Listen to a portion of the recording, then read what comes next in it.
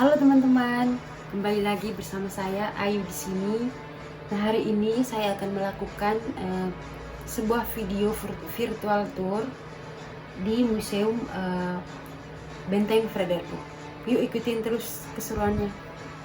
Selamat datang di virtual tour di Museum Benteng Fredericton. Sekarang kita lanjut. Ini merupakan layanan kunjungan Museum Benteng Fredericton. Nah, dibuka di hari Selasa, Rabu, Kamis, dan Sabtu Minggu buka mulai pukul 8 sampai jam 3.30. Sedangkan hari Jumat buka mulai dari pukul 8 sampai pukul 4 sore. Dan untuk hari Senin dan hari libur nasional, museum tutup. Untuk harga tiket sendiri, untuk dewasa per orang 3.000, dewasa rombongan atau minimal 20 orang 2.000 per orang. Untuk anak-anak per orang TK, SD, SMP 2.000. Untuk anak-anak rombongan minimal 20 orang 1.000 per orang. Dan untuk pengunjungan asing 10.000. Sekarang kita lanjut. Oke teman-teman, sekarang kita lanjut. Nah, ini merupakan informasi sejarah singkat Museum Benteng Fredericton, Yogyakarta.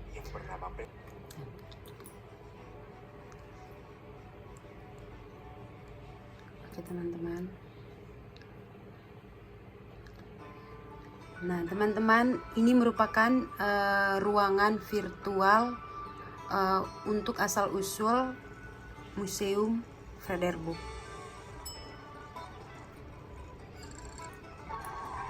Dulu sekali pada tahun 1760, atas permintaan Belanda, Sultan Hamengkubuwono pertama membangun sebuah benteng yang sederhana berbentuk bujur sangkar.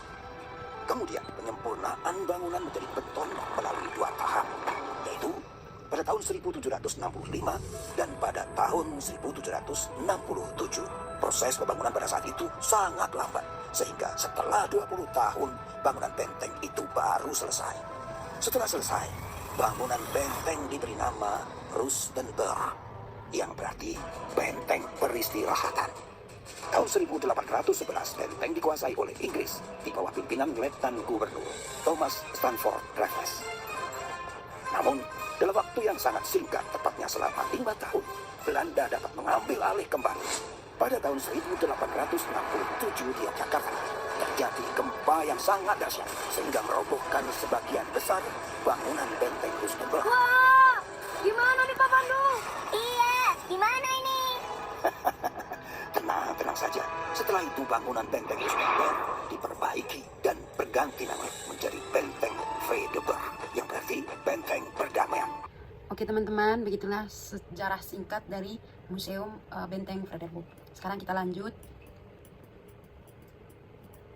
Oke teman-teman, sekarang kita lanjut. Ini merupakan patung Letnan Jenderal Wersip Sumarjo yang merupakan Kepala Staf Umum TKR Pemakarsa berdirinya Militer Akademik di Yogyakarta pada tanggal 31 Oktober 1945.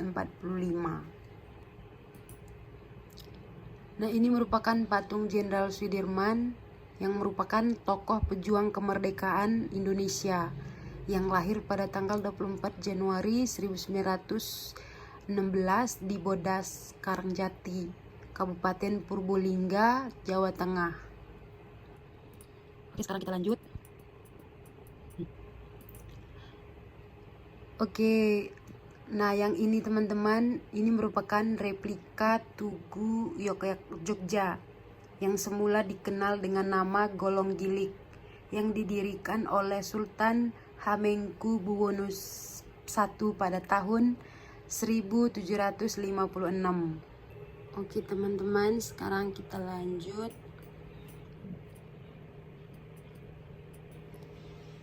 Nah, ini merupakan informasi ruangan perpustakaan di Museum Fredericton, Yogyakarta.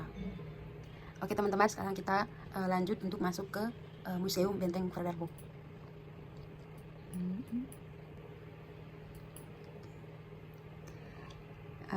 Ini merupakan adegan Kongres Budi Utomo di Yogyakarta. Sekarang kita lanjut.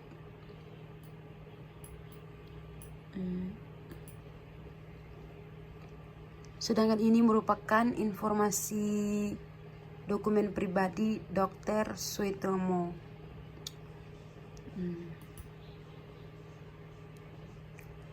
Ini merupakan diorama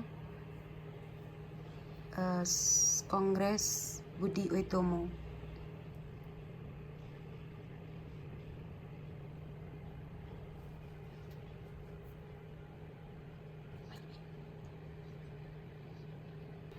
Oke teman-teman, sekarang kita lanjut.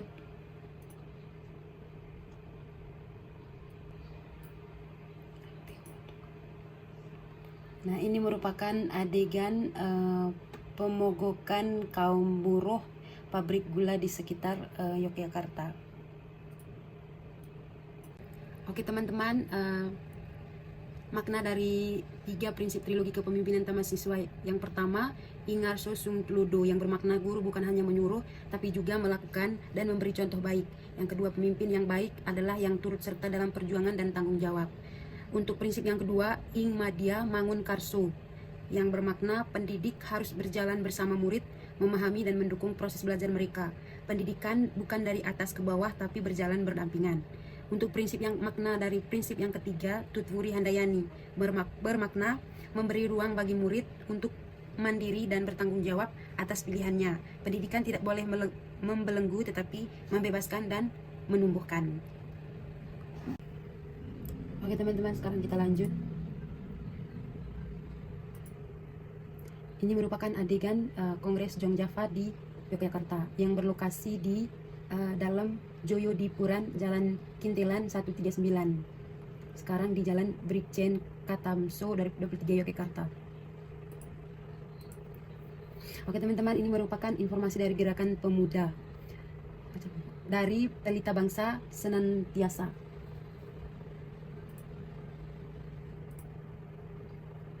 Yang ini merupakan informasi dari replika Dwaja Jong Islamiten Bon. Jogja Islamiten Bon merupakan organisasi pemuda Islam pertama di Indonesia yang lahir pada tanggal 1 Januari 1925. Sekarang kita lanjut. Ini merupakan penobatan Hamengkubuwono IX.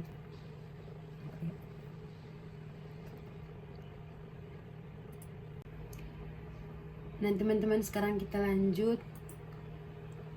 Ini merupakan informasi dari adegan masuknya tentara Jepang ke kota Yogyakarta yang berlokasi di perempatan Tugu Jetis Yogyakarta tanggal 6 Maret 1942. Sekarang kita lanjut.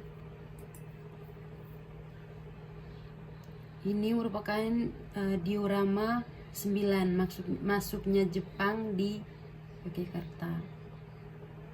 6 Maret Jepang masuk di Yogyakarta.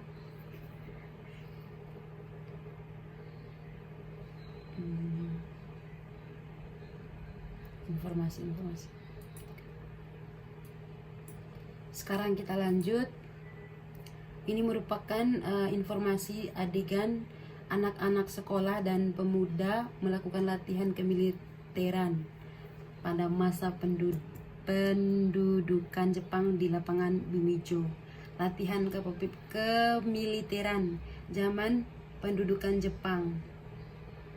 Lokasi di lapangan Bumijo, Jalan Tentara Pelajar, tahun 1942 sampai 1945. Sekarang kita lanjut. Ini merupakan informasi patung pasukan Jepang. Kita lanjut. Nah, ini merupakan informasi replika baju goni atau penderitaan masa pendudukan Jepang mengakibatkan kesengsaraan dan kesulitan bagi rakyat. Ini merupakan informasi tanaman masa pendudukan Jepang. Ada ubi dan oke teman-teman, sekarang kita lanjut.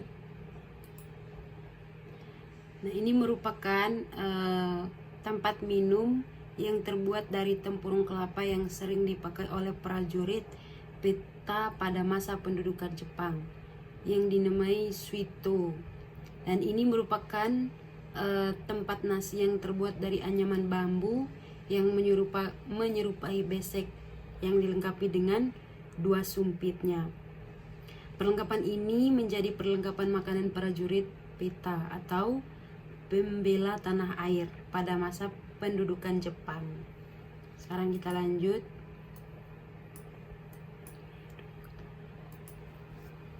Nah, ini merupakan adegan pada masa pendudukan Jepang di Indonesia. Teman-teman, sekarang kita lanjut. Ini merupakan, mari kita sama-sama melihat masyarakat Yogyakarta pada masa penjajahan Jepang.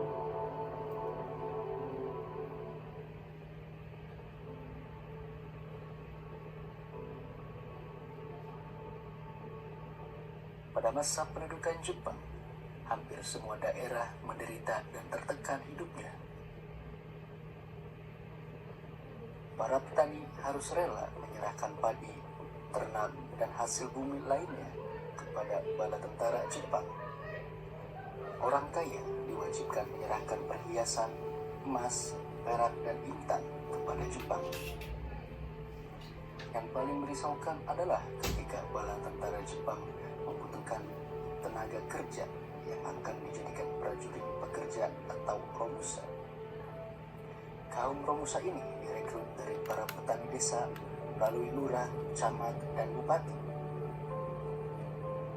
Para romusa dipekerjakan di berbagai proyek pertahanan Jepang seperti proyek membuat benteng, jalan kereta api, jembatan, lapangan terbang, dan terowongan.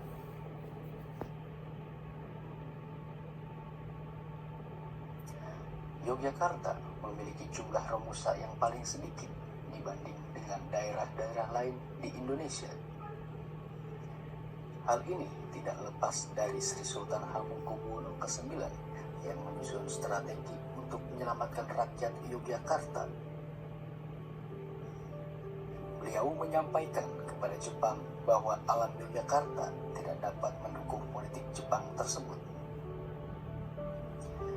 Akhirnya, usulan itu ditanggapi positif oleh pemerintah pendudukan Jepang dan berkenan mengeluarkan dana yang cukup besar untuk membangun sistem irigasi dan penanggulangan banjir atas usulan Sri Sultan Hamengkubuwono ke-9.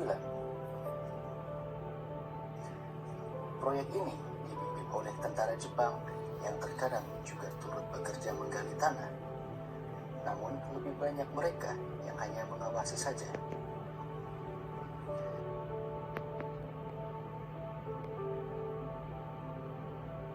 Proyek ini disebut dengan Selokan Mataram. Pembangunan irigasi dan pintu air lengkap dengan bendungan, jembatan, dan tanggul dari Kali Progo, sehingga banyak daerah kering di Sleman dan wilayah timur lainnya dapat diairi.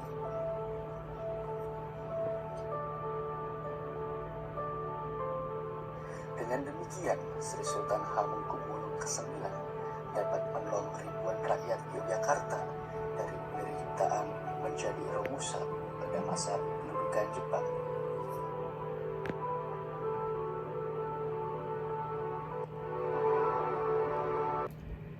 Baik teman-teman, kita lanjut.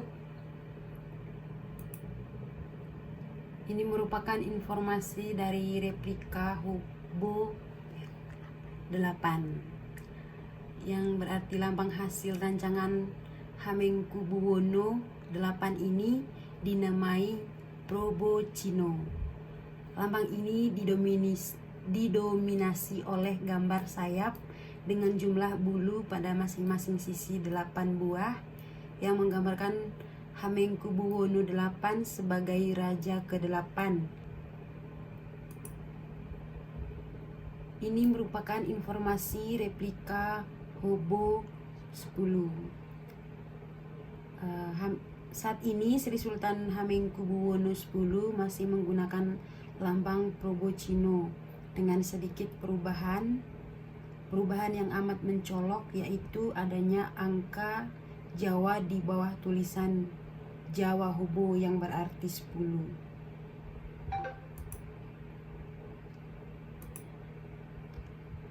Nah, untuk yang ini merupakan informasi dari replika lambang Pakualam. Lambang Kadipaten Pakualaman tampak lebih mendekati bentuk lambang keraton Kasultan Yogyakarta dengan elemen utama berupa mahkota dan sayap yang terbentang di sisi kiri dan kanan. Sekarang kita lanjut.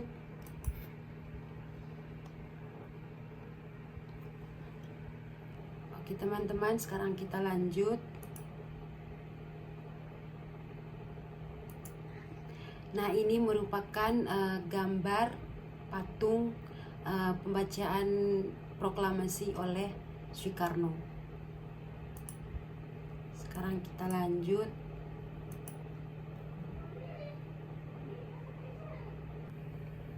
Oke teman-teman, sekarang kita lanjut.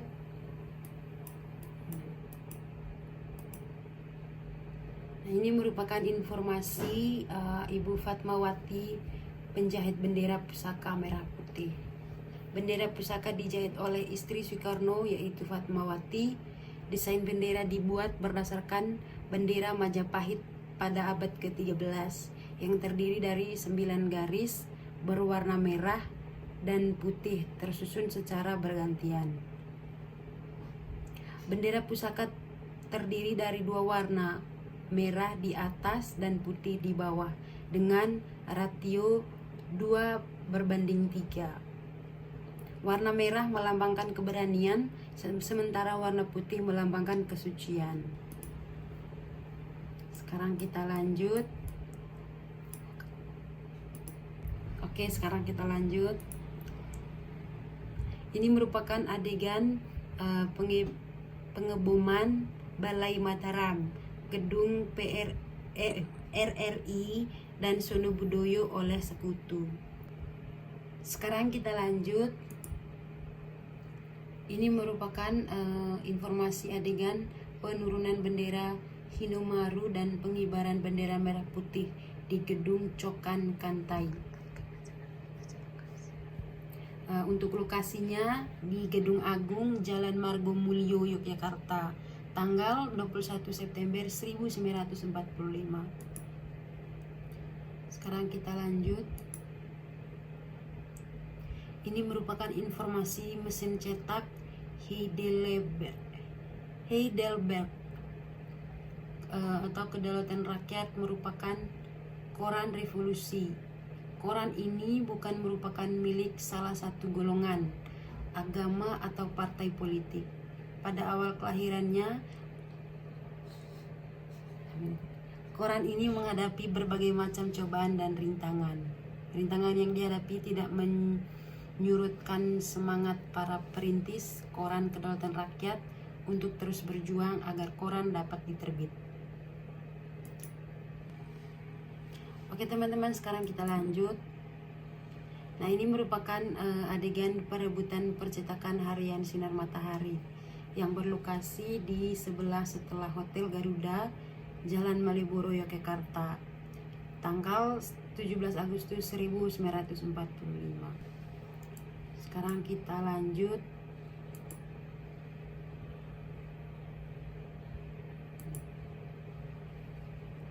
Ini merupakan adegan pertempuran Kota Baru yang berlokasi di Kota Baru, Yogyakarta dan sekitarnya, tanggal 7 Oktober 1945.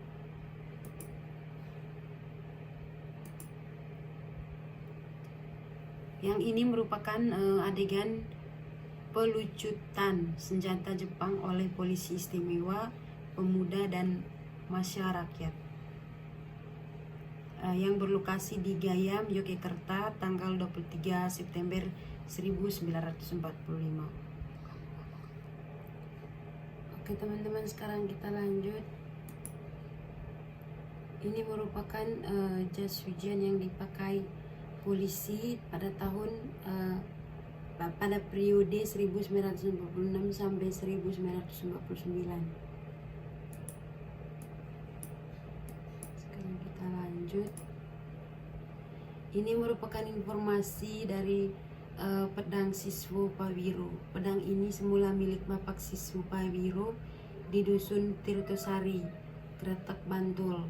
Pedang tersebut diperoleh ketika Bapak Siswo Pawiro ikut aktif dalam peristiwa pelucutan senjata Jepang di Yogyakarta pada tahun 1945 sampai 1946. Sekarang kita lanjut.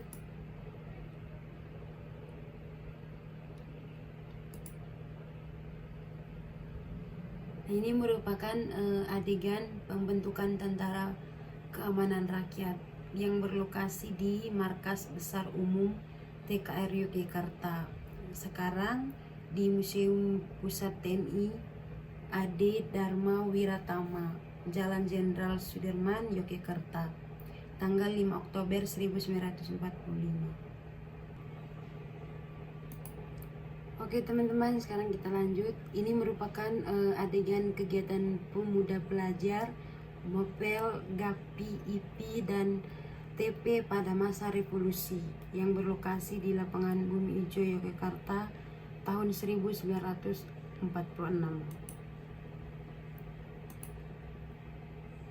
Ini merupakan informasi dari sarana perkuliahan laboratorium. Lanjut. Ini merupakan informasi dari baju dan toga milik Prof. Dr. Sardezito M.D.MP.M.P.H.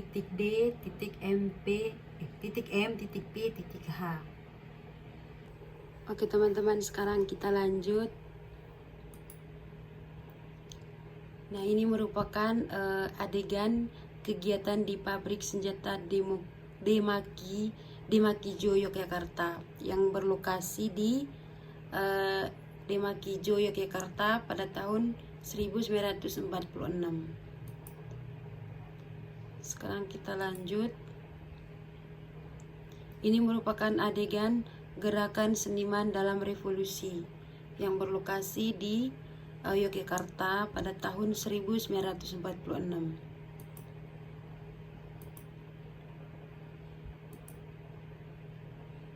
Nah, ini merupakan informasi dari misi pengeboman pertama penerbang Indonesia pada tanggal 29 Juli 1947.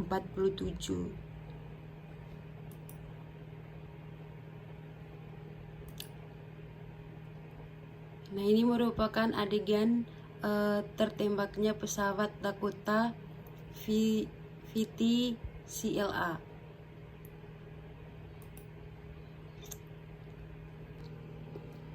Oke teman-teman, sekarang kita lanjut.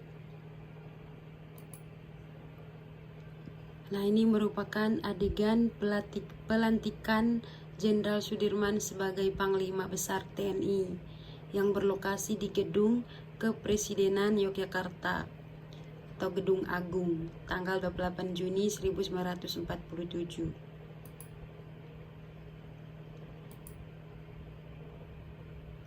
Ini merupakan informasi dari gambar patung Abdurrahman Saleh. Sekarang kita lanjut.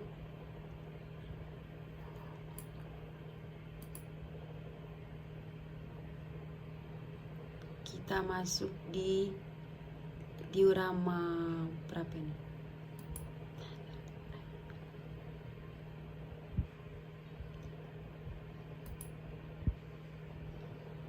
Nah, ini merupakan adegan agresi militer Belanda II yang berlokasi di Jalan Solo, Yogyakarta, tanggal 19 Desember 1948.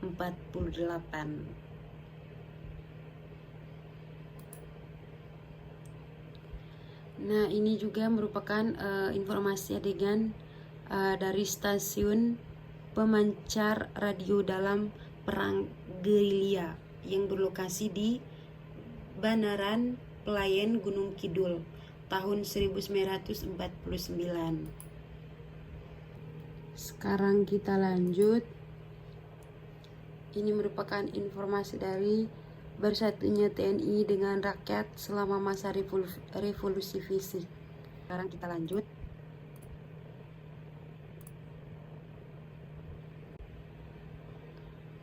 Ini merupakan informasi Gogok dan Panci. Ini merupakan informasi dari Kendil Dalung. Ini merupakan informasi dari peralatan minum. Sekarang kita lanjut. Nah, ini merupakan pedang dan topi baja. Nah, ini merupakan adegan dapur umum di daerah Grilia yang berlokasi di Desa Banaran, Banjarsari, Kulon Progo pada tahun 1948 sampai 1949. Oke teman-teman, sekarang kita lanjut. Nah, ini merupakan informasi dari lampu gantung milik Bapak Mertanggala yang rumahnya dipergunakan sebagai tempat pembuatan uang ori. Nah, ini merupakan informasi dari sepatu dan sarung pedang milik Bapak Hadi Harsono, anggota TNI, Komandan Batalion 1 di Bantul pada tahun 1948 pada saat menghadapi agresi militeran Belanda II. Sekarang kita lanjut. Nah, ini merupakan peralatan minum dan jam dinding milik Bapak Bruto Sudarmo yang rumahnya dijadikan sebagai markas gerilya Kompi Widodo pada saat agresi militer Belanda II. Kita lanjut. Nah, ini merupakan pedang milik Bapak Hardi Suwarno, anggota UDM atau Under District Militer. Sekarang kita lanjut.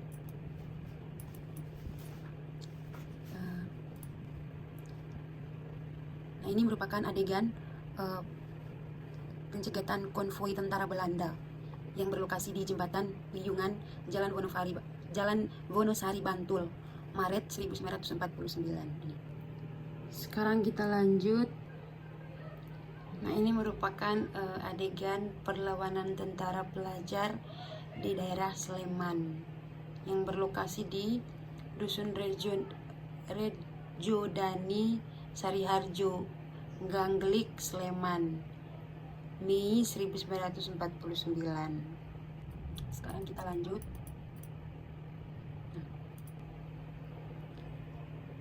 Ini merupakan adegan pemimpin negara kembali ke ibu kota Yogyakarta yang berlokasi di lapangan terbang Maguwo.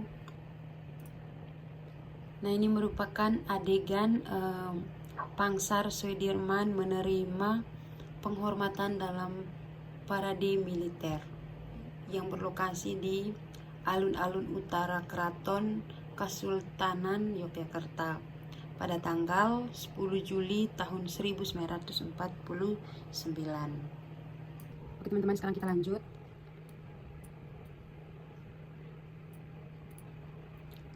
Nah, ini merupakan adegan pemerintah RIS pindah ke Jakarta yang berlokasi di lapangan terbang Maguwo yang sekarang di Adi Sucipto, Yogyakarta, tanggal 28 Desember 1949. Sekarang kita lanjut. Ini merupakan informasi kesan Soekarno terhadap Yogyakarta. Sekarang kita lanjut.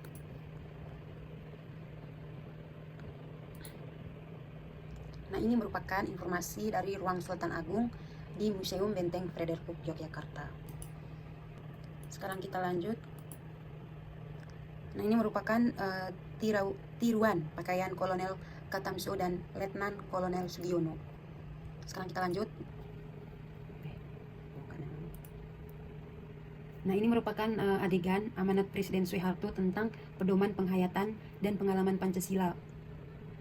Ini merupakan informasi gambar patung dari Kolonel Ineam Sugiono Mangun Wiyoto 1926 sampai 1965. Ini merupakan gambar patung dari Brigjen Inf ANM Katamso Darmo Kusumo tahun 1923 sampai 1965. Sekarang kita lanjut. Kita lanjut ya teman-teman. Oke teman-teman, sekarang kita lanjut. Nah, ini merupakan studio podcast di Museum Benteng Frederik. Sekarang kita lanjut.